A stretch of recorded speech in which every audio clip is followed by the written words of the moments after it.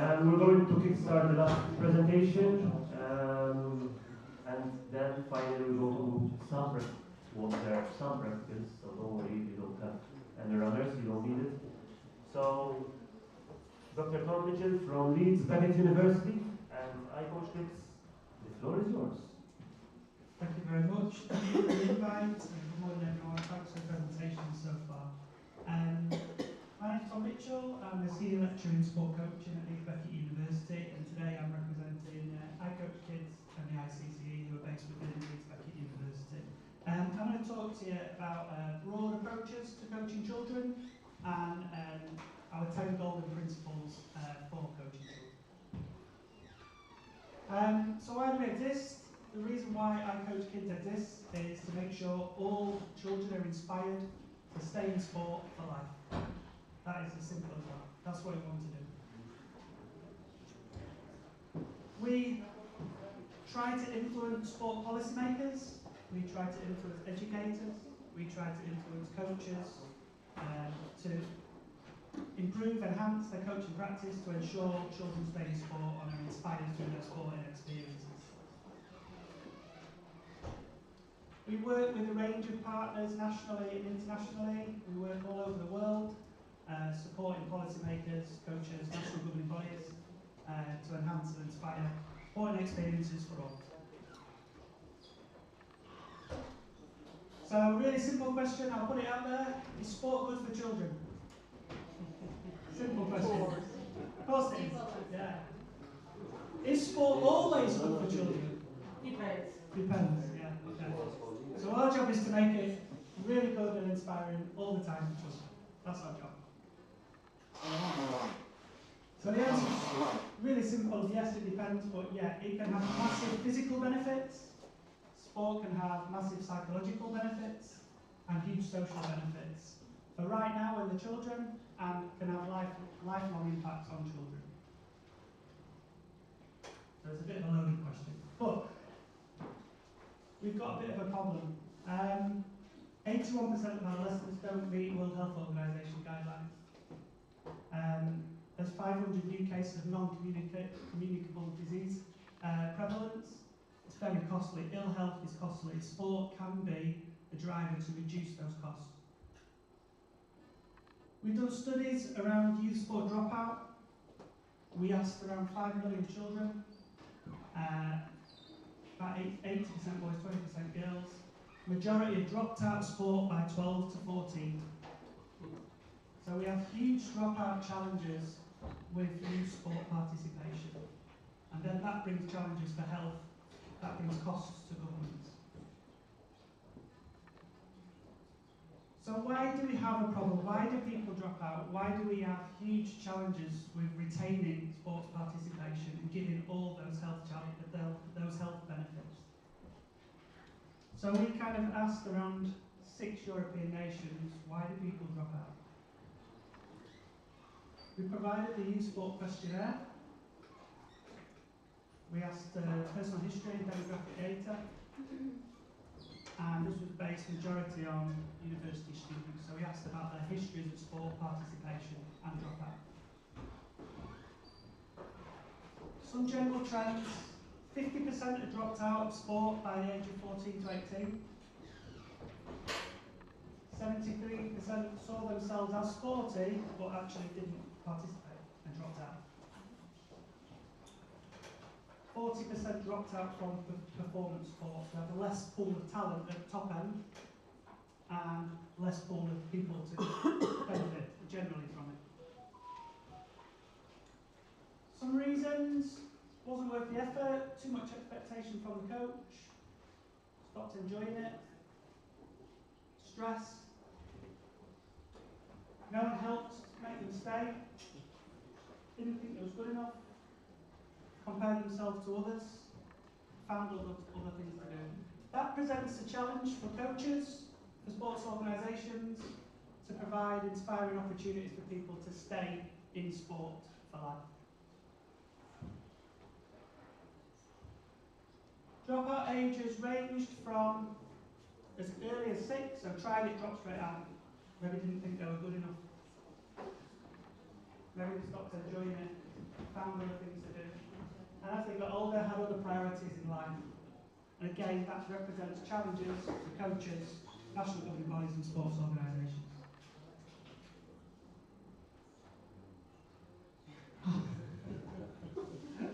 So where do we start? It's a really complex picture. There's lots of moving parts, as you can start to see. So us as I coach kids, we feel we can influence the coach on the ground in front of children. That is a great starting point. We also draw upon the Convention for Rights of Children. So nations have actually signed up to the UN Rights for Children to give them rights and opportunities. Part of that does include sporting activity. So we have an agreement already that we should be doing some of these things. So we've used some of this to influence our 10 golden rules for positive sport. This is in effect our playbook, and this is what I want to present to you to encourage you to consider some of these suggestions.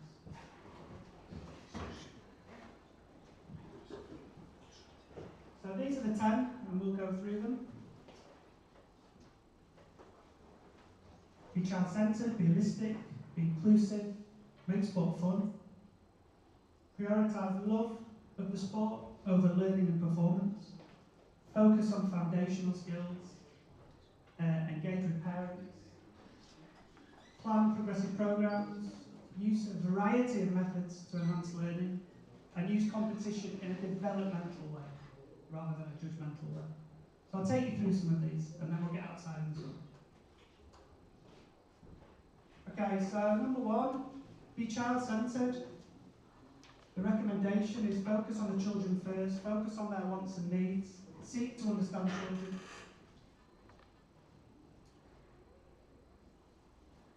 Part of the convention is engage in the best interests of the child, that is understanding their wants and needs. That is providing environments for them to talk about what they want to do through their sporting experience. Respect their views and act on their views. Listen to the children. Really important. We can do that by ensuring physical activity, sport coaching is fun. They make friendships and they learn. But fun and friendships is vital for enhanced sporting experiences, enjoyment and fun, and keep them coming back. Our second one is be holistic. So when we deliver sporting experiences, we're not just developing technical bodies, we're not just developing physical capacities, we're seeking to develop the whole person through our sporting activity. And if we look at the convention, we may apply the ideas of access to education and the aims of our programmes. We might view our sport delivery across 4 beams: a social beam, a cognitive beam, an emotional beam, and a physical beam. You might have similar kinds of frameworks where you coach or where you are. For example, in football, the FA has physical, technical, psychological and social, and similar sorts of frameworks across sports and countries. But a holistic approach is recommended. Being inclusive, to ensure our sports practices are inclusive for all, regardless of ability, disability, age, gender. We may want to consider how inclusive we all are in our coaching practices. We have concepts of equity and justice. How do we ensure we have sport participation opportunities for people with disabilities, that we don't discriminate? And how do we provide access to learning activities for all? Absolutely vital. Everyone has a right to sport. We might have, or might deploy or use things like the inclusion spectrum. We might modify our activities. We might run parallel activities, so run them side by side. We might do different activities for different participant groups. all with the aim of including them, giving them opportunities to play. And if we look at the rights of convention, it's those kind of things again.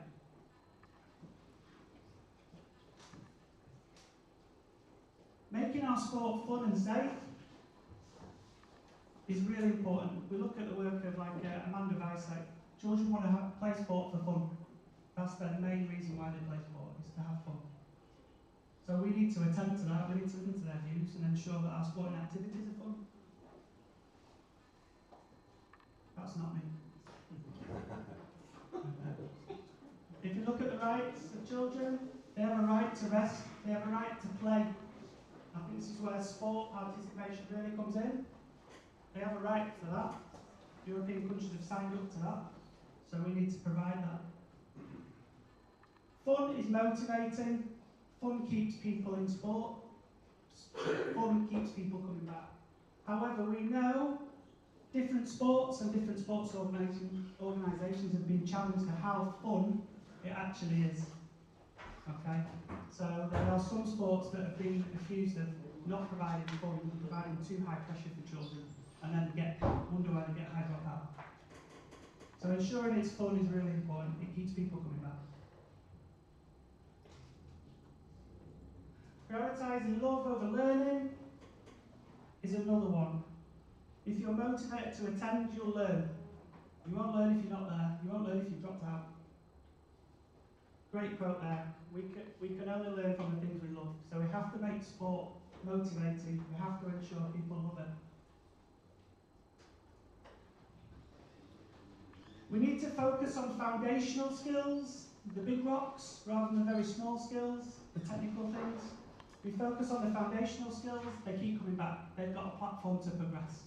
We go too quickly to really fine technical skills, they don't come back because they can't do it, they haven't got a base.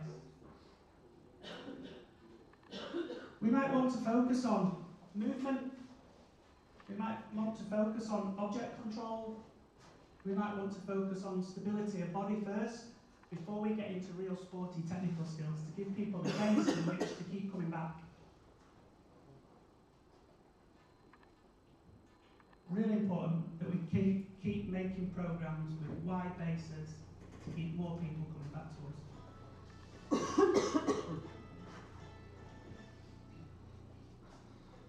We need to engage positively with parents.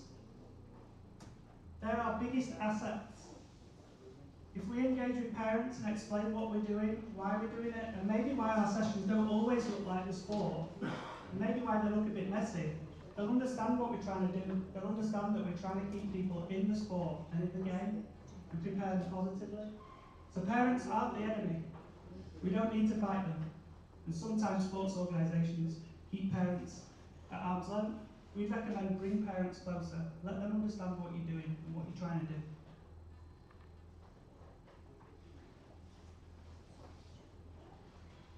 We want coaches to plan progressive, developmentally appropriate exercise programs.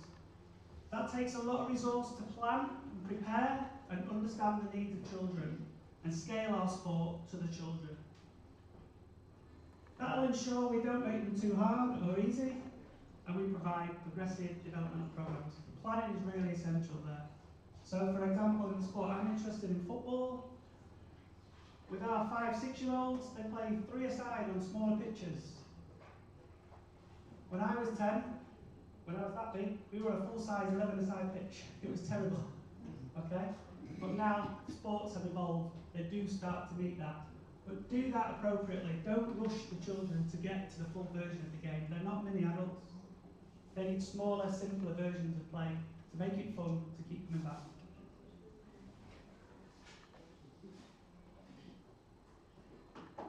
Use a range of different methods to enhance learning. So training does feel challenging, different, varied, interesting. That's motivating. That broadens learning. For example, a really simple continuum. We might want to consider how much we do drill-based activities, lines of people waiting to have their go. They might get a short-term gain in skill knowledge, They're quite low in retention. They're often quite boring, so children tell us. How much do we engage in games-based activities that feel a little bit like a game, that feel like play, but if cleverly designed still promote as much learning, but they're fun? You probably get longer term retention of knowledge and information and movement skill. So I'd encourage you to think about how much you do drill-based versus games-based. We would advocate, can you enhance your game-based activities in your curriculum to make it more fun, more engaging? And it's a bit like Tetris, it does take more planning to fit everything together, but you'll get longer term returns, you'll get people coming back, you've got a better chance of reducing dropout in your sports. But it's difficult. But we've got loads of different ideas.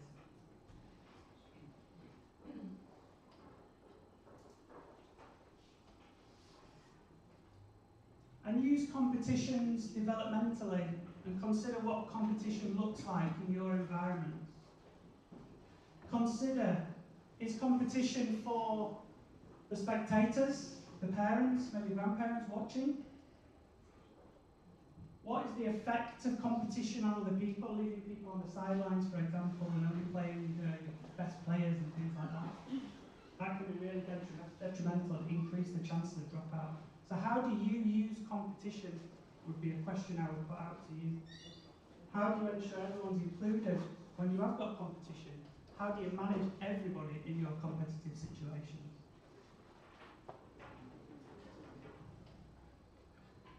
So there are pledges, there are 10 principles by which we would encourage coaches to try and apply. We think they'll have a positive effect on participant experience. We think they'll have a positive effect on dropout. We think they'll keep people coming back without compromising learning and development. We think we can do it all. And that's what iCoach Kids tries to promote across the world. We need a toolbox, so I'm going to do a practical shortly. We're going to get taken out into the games hall. Yeah? Going out to the hall, aren't we? Yes. Yeah, okay. So I'll show you some activities that you can maybe take away and adapt and put them into your sport. If you want to know more about the pledge and other aspects of the iCoach Kids portfolio, we have a website, we have a range of resources, it's open access. We have learning courses. Those learning courses are freely available to anybody. We've had a number of our partners have actually bought into and then developed bespoke versions of those. So UEFA have got bespoke versions of those now. We have around 1,000 new users a day. And that's the end of that. Thank you very much.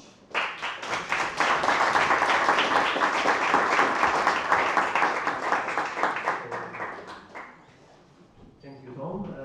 The idea is we're not going to take any questions now. We'll move immediately to see the practice session, and then after the practice session,